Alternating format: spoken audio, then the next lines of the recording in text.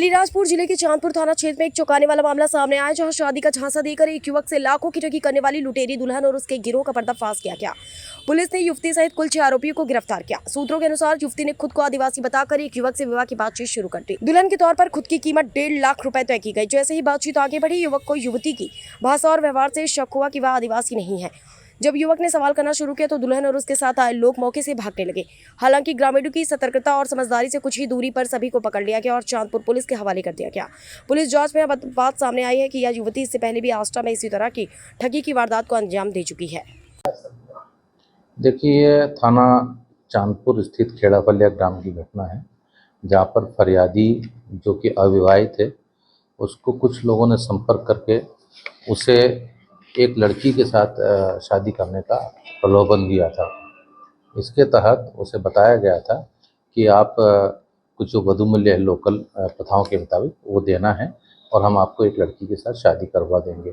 उन्होंने उसे लड़की की तस्वीर भी बताई, जिससे फरियादी सहमत होकर आगे की बात किया और अपना लगभग 20,000 रुपये उसको प्रारंभिक तौर पर जमा भी करवा दिया। घटना दिनांक के दिन जो लड़की थी वो लड़की और उसके साथ में 3-4 लोग, जो कि स्वयं उसको, एक उसके दादा, एक उसके मामा और एक ने अपने आप को भाई बताया, और वो यहाँ पर आए थे।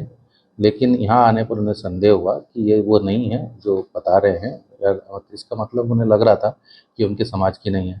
अधिक पूछताछ करने पर वो लोग वहाँ से भाग निकले, जिससे संदेह पुख्ता हुआ। इस तरह से ज्ञात हुआ कि उक्त लड़की और उसके परिवारजन उस लड़के को, फरियादी को या पीड़ित को धोखा देने की नियत से यहाँ पर आए थे और यही उनका प्रयोजन था। जी, तो लड़की कहाँ की रहने वाली है? उक्त लड़की से पूछताछ पे उसने अपने आप को यवतमाल जिला महाराष्ट्र का होना बताया है, और जो उसके साथ में बाकी अन्य लोग आए थे वह खरगोन मध्य प्रदेश के हैं। ये लड़की की पहली शादी थी या पहले हो चुकी सर? लड़की के बारे में अभी पूछताछ किया है, जो उसने बताया है कि उसके आष्टा में भी गत वर्ष एक शादी हुई थी। हम आष्टा थाने से प्रयास कर रहे हैं, उनसे बात करके पूरी डिटेल्स निकलवा रहे हैं। तो ये गैंग साथी गैंग का शादी कर चुकी सर? ये अभी डिटेल्स इनसे पूछा जा रहा है, इनके आपराधिक रिकॉर्ड्स की जानकारी ली जा रही है, और इस तरह का उन्होंने कोई अन्य कार्रवाई की हो तो उसके बारे में जानकारी एकत्र की जा रही है।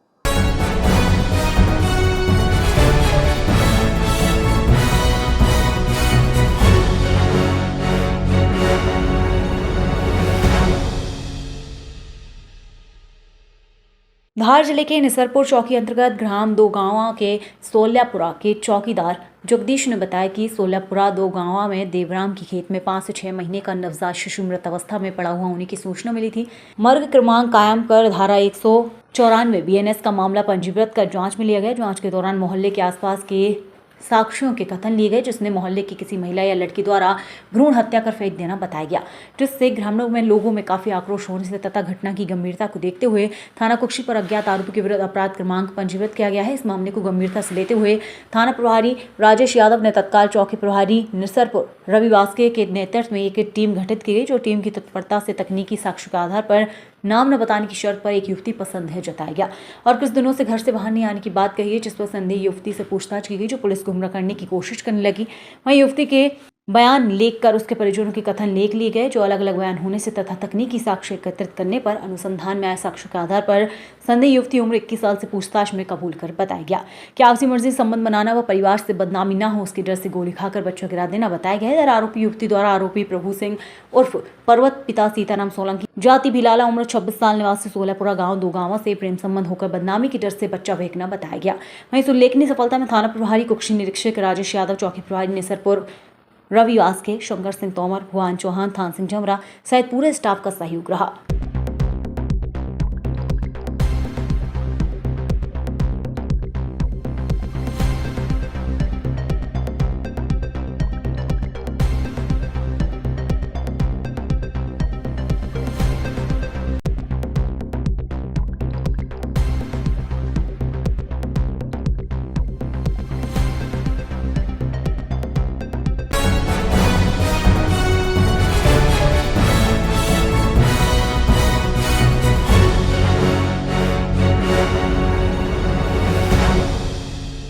कहीं इतनी बारिश हो रही है कि बाढ़ आ रही है, लेकिन बड़वानी जिले में बारिश अच्छी नहीं हुई, जिसके लिए अब ग्रामीण इंद्र देवता को मनाने के लिए अब टोना टोटका वो भी अनोखे तरीके से कर रहे हैं।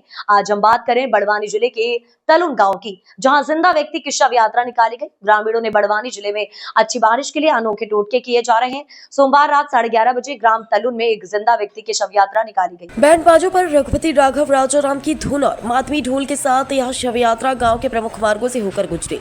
शव यात्रा के दौरान लोगों ने हाथ जोड़कर मृतक की आत्मा को शांति मिलने की प्रार्थना की।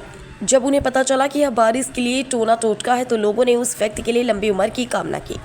यह सारा आयोजन रूठे इंद्रदेव को मनाने और अच्छी बारिश की कामना के लिए किया गया। ग्राम तलुन की भीलट देव मंदिर से शुरू हुई यह शव यात्रा स्थानीय चिंदी बोर तक पहुंची। वहां सामाजिक परंपरा का निर्वाह करते हुए प्रतीकात्मक रूप से पुतले को जलाकर टोटके की रस्म पूरी की गई।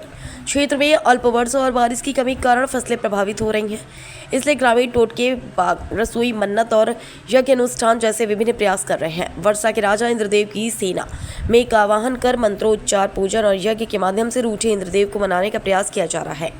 इस अनोखी शव यात्रा में बड़ी संख्या में युवक भी शामिल हुए। यह सब मुरझाती फसलों को बचाने के लिए किया गया एक प्रयास है।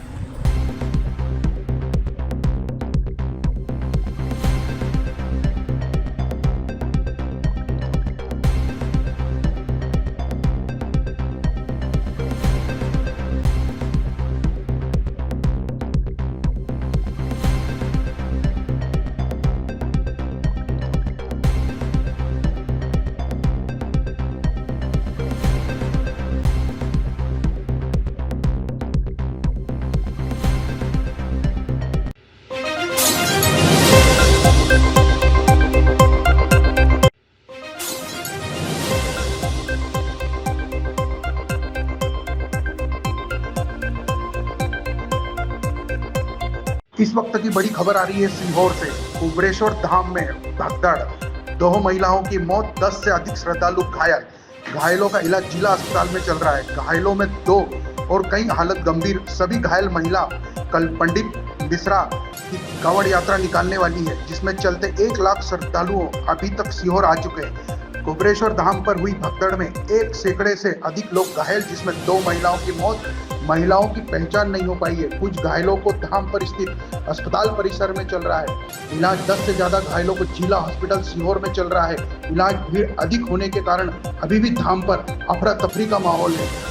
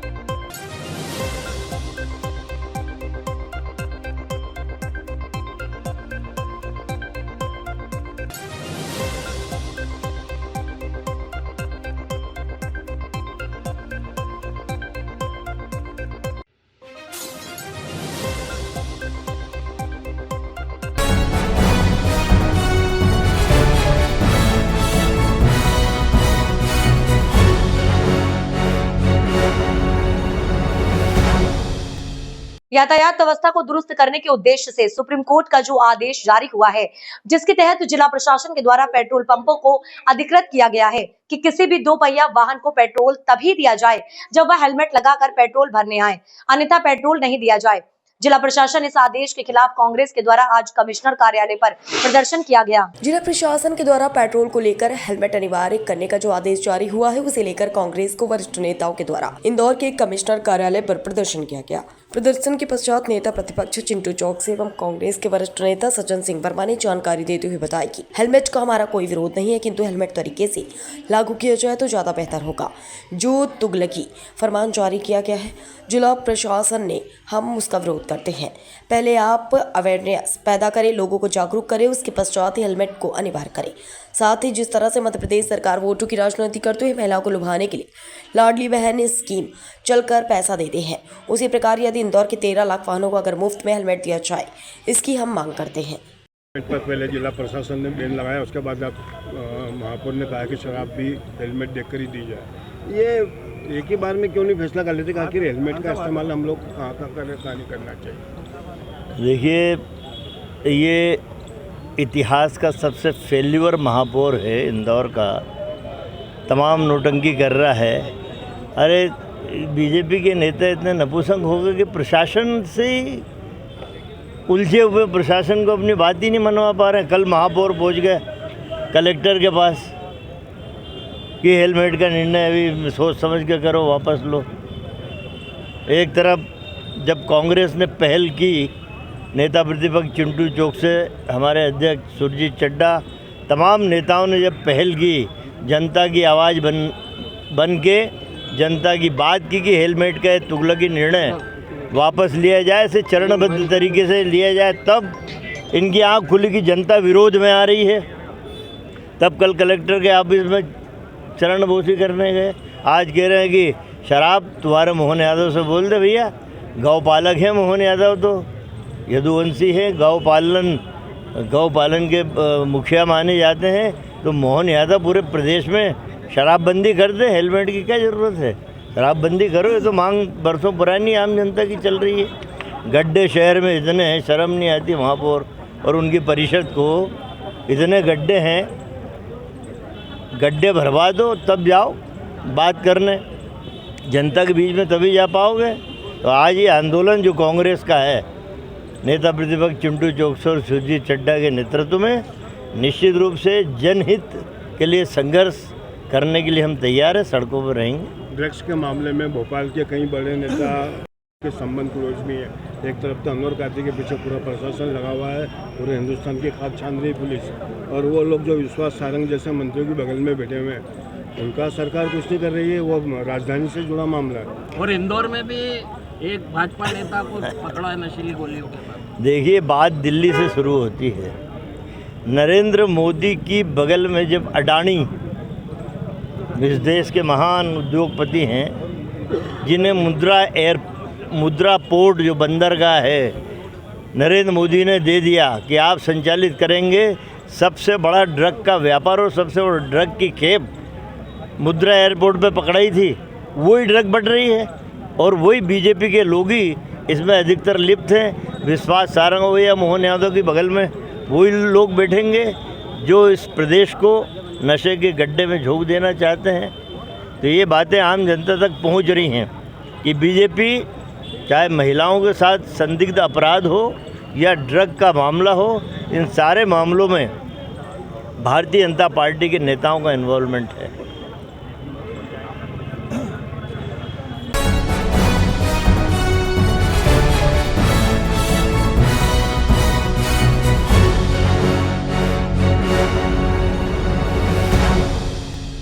अयोध्या राम मंदिर में द्वितीय प्राण प्रतिष्ठा के बाद राजा राम के साथ माता सीता और तीनों भाई के लिए पहला रक्षाबंधन का त्योहार अति विशिष्ट और ऐतिहासिक होने जा रहा है। श्रावण शुक्ल पूर्णिमा के शुभ मुहूर्त पर सभी विग्रहों को बड़ी बहन शांता की ओर से मधुबनी की शैली पर बनी जरी और मोतियों की राखियां बांधी जाएंगी।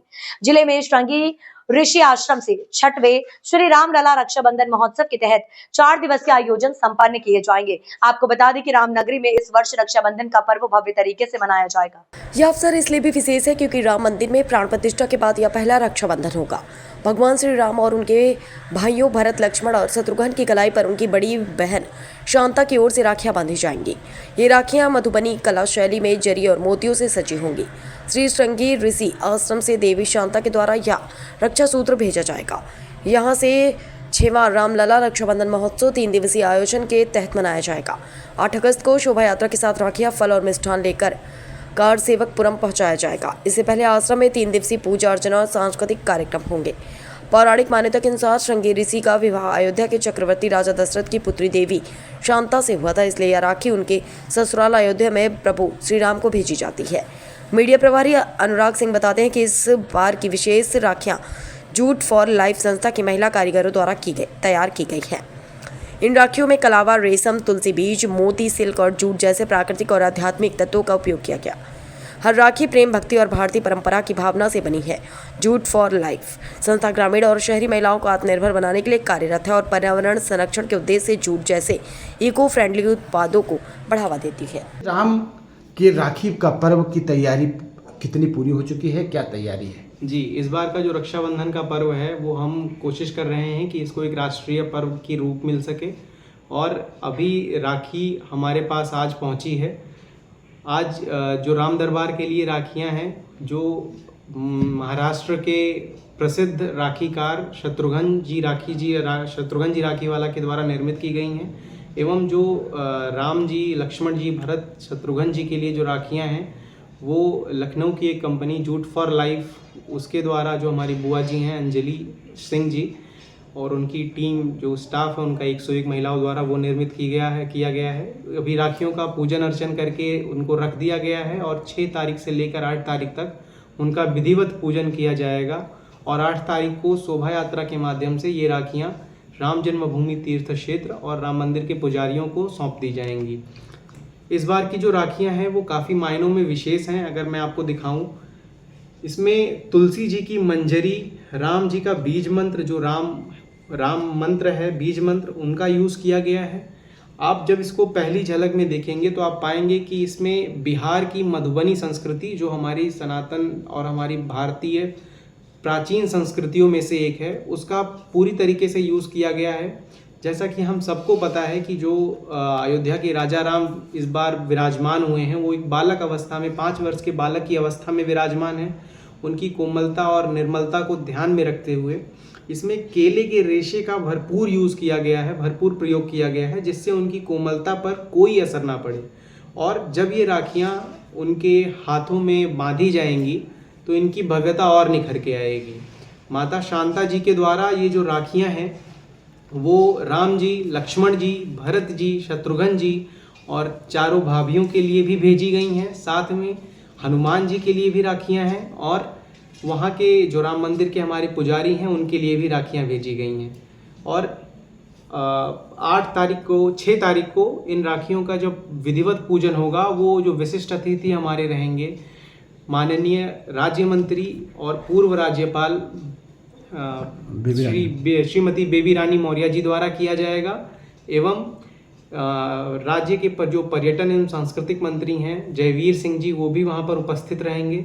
7 तारीख को श्रीमती अपर्णा यादव जी द्वारा भी राखियों का पूजन किया जाएगा। एवं इन राखियों का 6 से लेकर 8 तारीख तक विधिवत पूजन अर्चन करके शोभा यात्रा के माध्यम से 8 तारीख को पहले ये राखियाँ कार सेवकपुरम में लाई जाएंगी।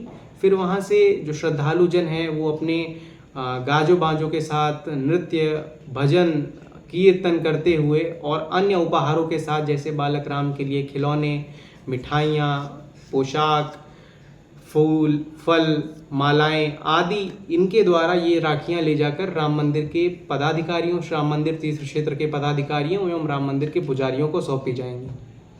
इस बार का रक्षाबंधन कितना भव्य रहेगा, क्या उद्देश्य है इसमें? जी, इस बार का रक्षाबंधन हमारी पूरी कोशिश है कि ये राष्ट्रीय पर्व के रूप में निकल के आए और ये पूरी तरीके से भव्य हो, क्योंकि इस बार का जो रक्षाबंधन है वो काफ़ी मायनों में देखा जाए तो खास है। इस बार राम जी और राम जी का जो दरबार है वो दोनों ही प्राण प्रतिष्ठित हो चुके हैं और राम मंदिर भी लगभग पूर्णता ही बन के तैयार हो चुका है, जिससे इस राखी का जो पर्व है वो और भी ज़्यादा निखर के आ रहा है।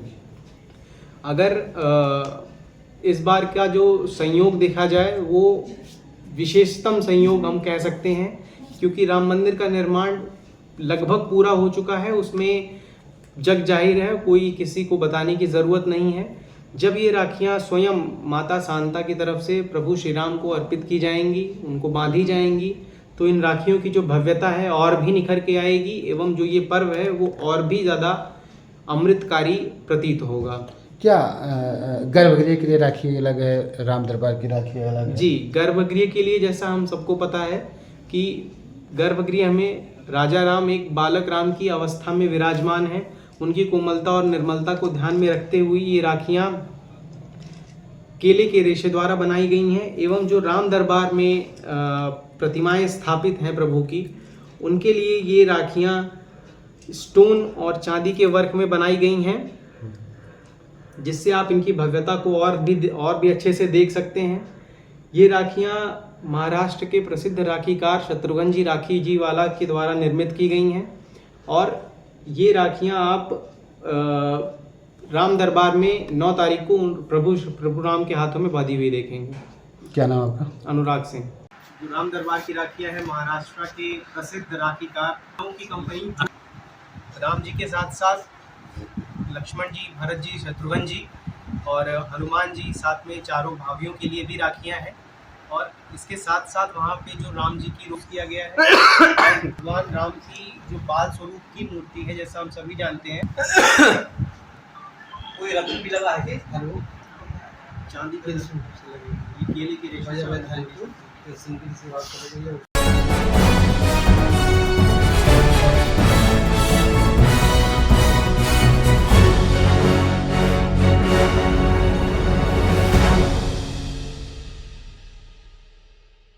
धार जिले के निसरपुर चौकी के अंतर्गत दिनांक 30/7/2025 को फरियादी खेमेंद्र सिंह पिता भवानी सिंह सोलंकी जाति राजपूत उम्र 52 साल निवासी ग्राम गेहल गांव ने थाना हाजिर आकर रिपोर्ट किया कि उनकी होंडा साइन मोटरसाइकिल क्रमांक MP 46 MU 2191 कीमती 40,000 रुपए कीमत की मोटरसाइकिल को कोई अज्ञात व्यक्ति उनके घर के सामने से चुरा कर ले गया।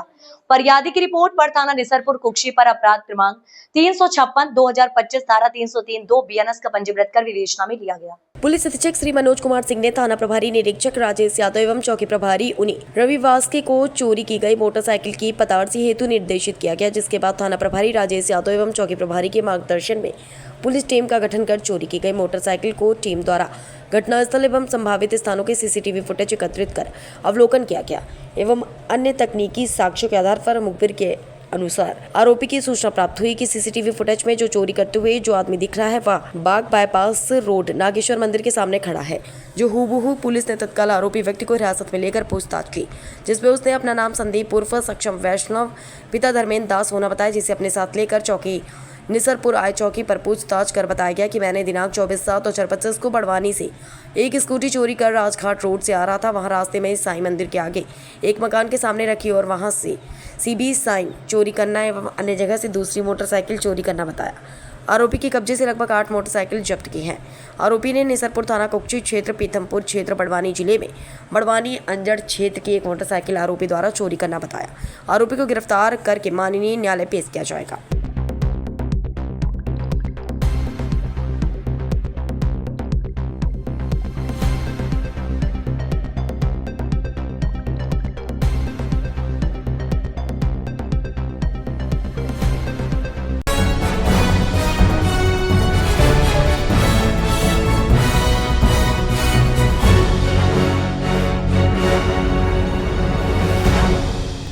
पुलिस ने एक तस्कर और उसके एक साथी को गिरफ्तार किया, जिनके पास से 5.5 किलो गांजा बरामद किया गया।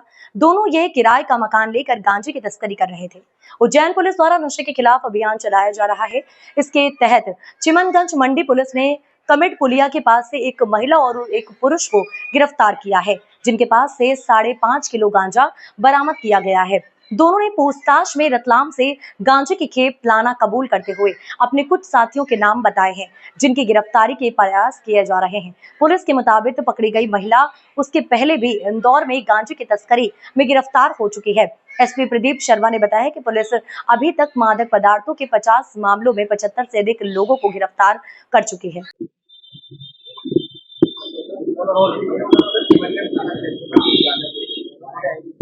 कल एक महिला और एक पुरुष को चिमनगंज थाना क्षेत्र में गिरफ्तार किया गया, जिनके पास से करीब 5.5 किलो गांजा बरामद किया गया और ये रतलाम से लाना इन्होंने अभी तक जानकारी में आया है, जिसके संबंध में फॉरवर्ड लिखित और मेट्रो डेवलप किया जा रहा है। इस साल हमने नशे से मुक्त दूरी है जरूरी अभियान के तहत पिछले सालों के कंपेरिजन में 3 गुना से ज्यादा कार्रवाई की है। करीब 50 प्रकरणों में 75 लोगों को हम लोग ऑलरेडी गिरफ्तार कर चुके हैं। 3 लोगों के विरुद्ध हमने फिट एनडीपीएस में कार्रवाई की है, जिसमें 2 लोग ऑलरेडी जेल में और 1 क्रिया के अंतर्गत है। करीब 170 लोगों को जो पुराने इस तरह के अपराधों में संलिप्त रहे हैं उनको चिन्हित किया गया और उनके विरुद्ध विवाद की कार्रवाई भी की गई।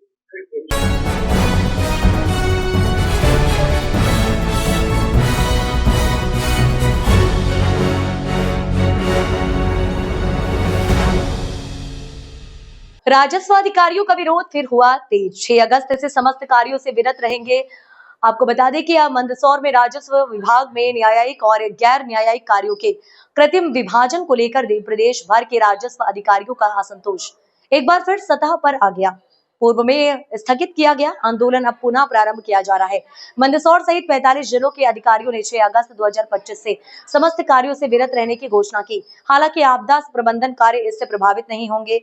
इस संबंध में कलेक्टर मंदसौर को सौंपे गए ज्ञापन में अधिकारियों ने स्पष्ट किया है कि अब जब तक ये विवादास्पद योजना पूर्णतः वापस नहीं ली जाती, तब तक सभी अधिकारी जिला मुख्यालयों पर उपस्थित रहकर केवल आपदा प्रबंधन से जुड़ा कार्य करेंगे। अन्य सभी कार्यों से वे विरत रहेंगे। क्या है मामला? राजस्व अधिकारियों का कहना है कि विभाग द्वारा न्यायिक और गैर न्यायिक कार्यों में किए जा रहे विभाजन से कार्यों में असंतुलन उत्पन्न हो रहा है। अधिकारियों को उनके मूल कार्यों से अलग किया जा रहा है और कार्यपालक दंडाधिकारी के कार्यों की जिम्मेदारी थोपकर उन्हें न्यूनतम संसाधनों के साथ काम करने पर विवश किया जा रहा है। ज्ञापन में उल्लेख किया गया है कि पूर्व में कलेक्टर द्वारा दिए गए मौखिक आश्वासन के आधार पर आंदोलन स्थगित किया गया था। उस समय कहा गया था कि यह योजना केवल 12 जिलों में पायलट प्रोजेक्ट के रूप में लागू होगी और न्यायालयों का मर्जर नहीं किया जाएगा, परंतु इसके बावजूद मंदसौर सहित अन्य 9 जिलों में इस योजना को लागू कर दिया गया, जिससे सर्वंग में आक्रोश व्याप्त है। प्रमुख निर्णय जो लिए गए 6 अगस्त 2025 से सभी राजस्व अधिकारी जिला मुख्यालय पर उपस्थित रहेंगे, परंतु सामान्य कार्यों से पूर्णतः विरत रहेंगे। अधिकारी अपने शासकीय वाहन जमा कराएंगे। डिजिटल सिग्नेचर डोंगल सीलबंद कर जिला अध्यक्ष को सौंपेंगे। जिला के आधिकारिक व्हाट्सएप ग्रुप से बाहर हो जाएंगे। प्रतिदिन शाम 6 बजे स्थापना शाखा में उपस्थित दर्ज कराएंगे। प्रशासन से मांग। राजस्व अधिकारियों ने स्पष्ट रूप से मांग की है कि यदि कार्यपालक दंडाधिकारी की जिम्मेदारी ही विभाजन का आधार है तो संबंधित शक्तियों को पुलिस या सामान्य प्रशासन विभाग को स्थानांतरित कर दिया जाए। साथ ही उन्होंने विभाजन योजना और मूल राजस्व कार्यों से पृथक किए गए निर्देशों को तत्काल प्रभाव से निरस्त करने की मांग की। परिवीक्षाधीन अधिकारी रहेंगे अलग। ज्ञापन में यह भी स्पष्ट किया गया है कि परिवीक्षाधीन अधिकारी इस विरोध से पृथक रहकर अपने प्रशिक्षण और दायित्वों का निर्वहन पूर्वक करते रहेंगे।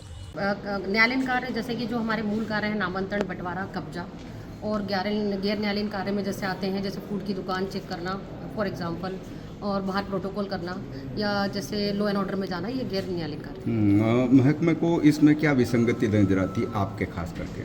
विसंगति तो नज़र नहीं आती है, लेकिन क्या है जैसे पहले हम अपने मूल कार्य के साथ ही एक्स्ट्रा में साथ में ही कार्य कर रहे थे और अभी ये दोनों को पृथक कर दिया है। तो जो गैर न्यायालयीन वाले हैं उनसे मतलब कोर्ट ले लिया गया, वो सिर्फ अब गैर न्यायालयीन करेंगे। अब चाहते क्या है? हम लोग चाहते हैं या तो पूर्व स्थिति हो जाए जैसा चल रहा था और कोर्टों को मर्ज नहीं किया जाए, जैसे कि अभी जो व्यवस्था हुई है उसमें न्यायालयीन कोर्ट को कम करके मर्ज करके एक ही तहसीलदार के पास 2 से 3 कोर्ट दिए जा रहे हैं। तो हमारा ये है कि जैसे पहले सरकार ने जो पूरे कोर्ट बढ़ाए थे यथावत रहें और कोर्टों की संख्या कम नहीं की जाए, क्योंकि हमारे यहाँ पे जो प्रकरण है कोर्टों की संख्या कम करने से उनका निराकरण जल्दी नहीं होगा। इवन हमारे पास तो एक तहसीलदार के पास वर्कलोड ज़्यादा आएगा। एक अंतिम सवाल ये है, महिला अधिकारियों को खास असुविधा किस बात की?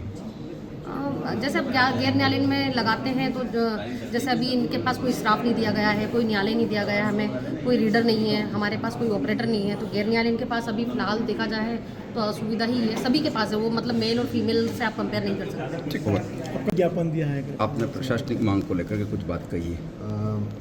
प्रांतीय कार्यकारिणी के आह्वान पर और समस्त जिला के तहसीलदार, नायब तहसीलदार जो सरकार द्वारा जो है विभाजन किया जा रहा है राजस्व विभाग में न्यायालय और गैर न्यायालय के मध्य, उसका लेकर के हमारा विरोध है। क्योंकि हम लोग मूल राजस्व काम, हमारा काम मूल राजस्व का है और राजस्व के अलावा जो भी काम सरकार द्वारा दिए जाते हैं हम उसको तत्परता से करते हैं। लेकिन अभी वर्तमान में सरकार जो है जो नियम बनाए जा रहे हैं उसके अंतर्गत मूल काम से ही पृथक किया जा रहा है तहसीलदारों को, तो उसको लेकर के हमारा ज्ञापन है और शासन से मांग है कि इस नीति को जल्द से जल्द वापस लिया जाए। और कल से सभी जो है तहसीलदार पूरे प्रदेश भर में कलमबंद कार्रवाई नहीं करेंगे, विरोध स्वरूप कार्य से पृथक रहेंगे और सभी तहसीलदार जो है अपने जो डोंगल है और शासकीय वाहन है वो जमा करा दिए जाएंगे। और अगर चूँकि गैर न्यायालयीन जो कार्य है वो सरकार हमसे वापस लेना चाहती है तो हम उसको वापस भी देने के लिए तैयार हैं। और अगर कोई अन्य विभाग उसको लेना चाहता है तो हमें कोई आपत्ति नहीं है, लेकिन हमें हमारी मूल जो विरोध है वो राजस्व कार्यों से हमको पृथक ना किया जाए, इस बात को लेकर के आप स्ट्राइक करने जा रहे हैं। अगर सरकार आपकी मांगे नहीं मानती तो आगे क्या आपका कदम होगा? कल से प्रांतीय कार्यकारिणी और समस्त मध्य प्रदेश के तहसीलदार नायब तहसीलदार कार्य से विरत रहेंगे। किसी प्रकार के राजस्व कार्य कल से नहीं करेंगे।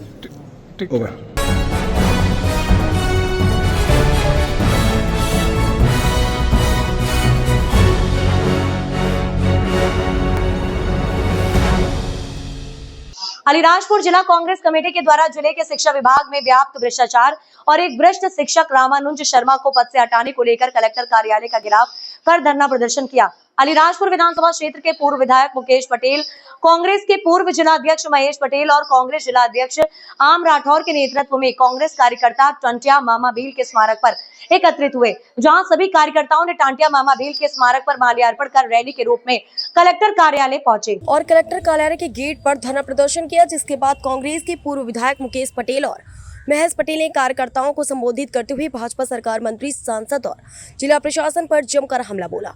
महेश पटेल ने प्रशासन और कलेक्टर को चेतावनी देते हुए कहा कि अगर भ्रष्टाचार में लिप्त जिला शिक्षा अधिकारी कार्यालय में पदस्थ रामानुज शर्मा को तत्काल नहीं हटाया तो कांग्रेस आने वाले दिनों में बड़ा महाआंदोलन करेगी, जिसमें प्रदेश लेवल के नेता सम्मिलित होंगे। जिसके बाद कांग्रेस कार्यकर्ताओं ने कलेक्टर को एक ज्ञापन सौंपा, जिसमें जिले के किसानों की खाद की समस्या, बिजली की समस्या और शिक्षा स्वास्थ्य को लेकर कलेक्टर साहब से चर्चा की। रामानुज शर्मा को लेकर कलेक्टर डॉक्टर अभय अरविंद बेडेकर ने कहा कि इस मामले की जांच की जा रही है, जो भी होगा उस पर कार्रवाई की जाएगी। वहीं इस संबंध में जब शिक्षक रामानुज शर्मा से बात की गई तो उन्होंने कहा कि बोलने से इनकार कर दिया और कैमरे पर कुछ नहीं कहना बोलते रहे।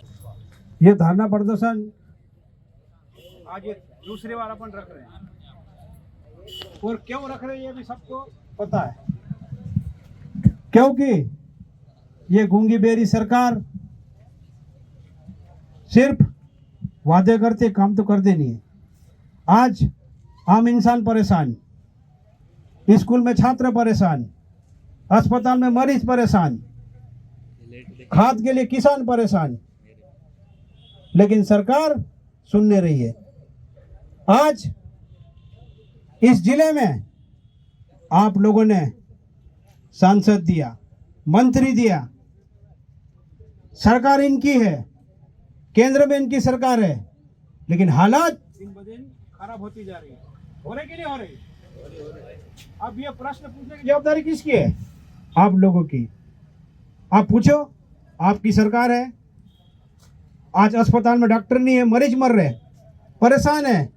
कल कम से कम 1000 मरीज थे, वहाँ परेशान थे। नानपुर में 200 के ऊपर मरीज थे, छकतला मरीज परेशान है, डॉक्टर तो एक भी नहीं है।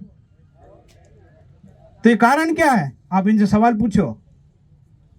जब वोट लेने के लिए सब आ जाते हैं, आते कि नहीं आते, बड़े बड़े वादे करते, लेकिन जब आप हमकी जरूरत पड़े तो कोई नहीं पूछता। अब ये लड़ाई हम आपको लड़ना पड़ेगी। ये तो खाली टेलर है, इसके बाद पूरा अलीराजपुर भरना पड़ेगा, तब जाके प्रशासन जागेगा। या भ्रष्ट अधिकारी इतने बैठे हैं, खुलेआम भ्रष्टाचार करते हैं, लेकिन उनका भी बाल बाका नहीं होता है, क्योंकि संरक्षण है, उनके खिलाफ कोई कार्रवाई नहीं की जाती। अगर कोई पार्टी कार्यकर्ता या कोई आम जन कार्यकर्ता कुछ करता है तो उसके लिए तत्काल एफआईआर हो जाती है, लेकिन जो भ्रष्टाचार कर रहे हैं उनकी एफआईआर नहीं होती है। इसलिए मैं आप सभी मेरे युवा साथी को आह्वान करना चाहता हूं कि अभी तो आप लोग कम आए और दूसरी बार पूरा टंकी ग्राउंड भरना पड़ेगा और सरकार, गूंगी बेरी सरकार को जगाना पड़ेगा, तब जाके ये जागेंगे। अगर नहीं जागेंगे, इससे टेबल लोग लाना पड़ेगा, तब जाके जागेंगे। नहीं तो फिर 3 साल बाद फिर आएंगे वोट मांगने। फिर ध्यान रखना, रखेंगे नहीं रखेंगे? जय हिंद, जय भारत। आपको मालूम, एक टीचर 2 किलो सोना 10 लाख रुपये देके ठगाया, और ये यहाँ की चोरी नहीं हुई है, वो भी 5 लाख रुपये देके सोना सिक्के में वो भी ठगा गया था। लेकिन वो भी ठगा गया था, लेकिन कहीं न कहीं हुआ। वो आदमी जो एक भाई थे, एक जो पकड़ाया, वो सोना लेके आए थे और सोना उसको देके गए। तो सोना वो वहां गए कुक्सी लेके सोनी के वहां, ये तो नकली है। तो ताबड़तोड़ में पुलिस के पास इंफॉर्म दी कि आप साहब ये नकली सोना लेके आया था और पैसे हमारे ले लिए थे। ये नाटक अगर पुलिस अगर इसमें जांच करे सच्चे ईमानदार से, तो सोना कांड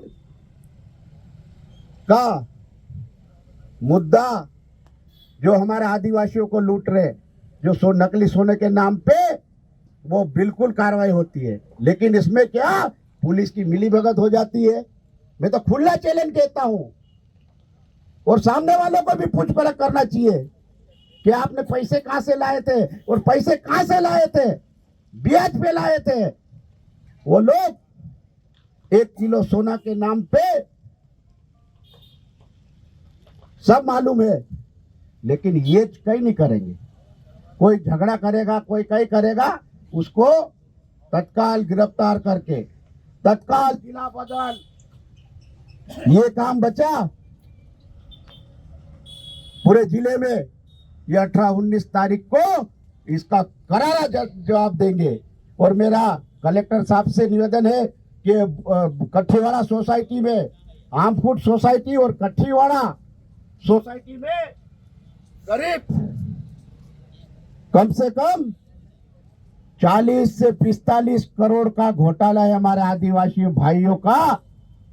पूरा पैसा निकाल लिया, वहां के मैनेजर ने, जांच भी हो गई, सब हो गई, एफआईआर भी थाने में आवेदन दिया, लेकिन आज तक बैंक मैनेजर झाबुआ का वो भी नहीं पकड़ा। आज वो हमारे किसान आए, एक एक के 80,000, 1 लाख।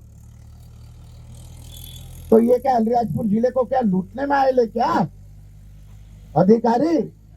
आदिवासियों को लूटने में आए हुए क्या? यहाँ की बीजेपी की सरकार, 2 पहिए की सरकार सिर्फ भ्रष्ट करने में लगी हुई है।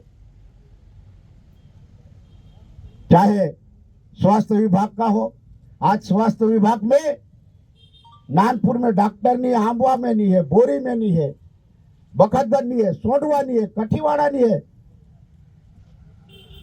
हमने विरोध किया, बंगालियों के खिलाफ कार्रवाई की, लेकिन ना मंत्री व्यवस्था करवा पा रहा, ना सांसद, ना कलेक्टर साहब करवा नहीं पा रहे। अस्पताल में आज ओटीपी देखो, अस्पताल में जाके आधार कार्ड मांग रहे। ये कौन सा नियम है? बीमार हो जाएगा तो आधार कार्ड लेके जाएगा कि बीमार को लेके जाएगा? मैं ये सीएमओ से पूछना चाहता हूँ, सीएचएमओ से, कलेक्टर साहब से पूछना चाहता हूँ, ये आधार कार्ड कब से लग गया? वो भी मुझे मालूम पड़ा कि आधार कार्ड का भी कहीं न कहीं राज है। कैसे राज है? कि स्लिप बनाने के 10 रुपए लेते हैं, 10 रुपए आधार कार्ड हो जाएगा तो आयुष्मान के नाम पे एक मंत्री का ठेकेदार बैठा हुआ है,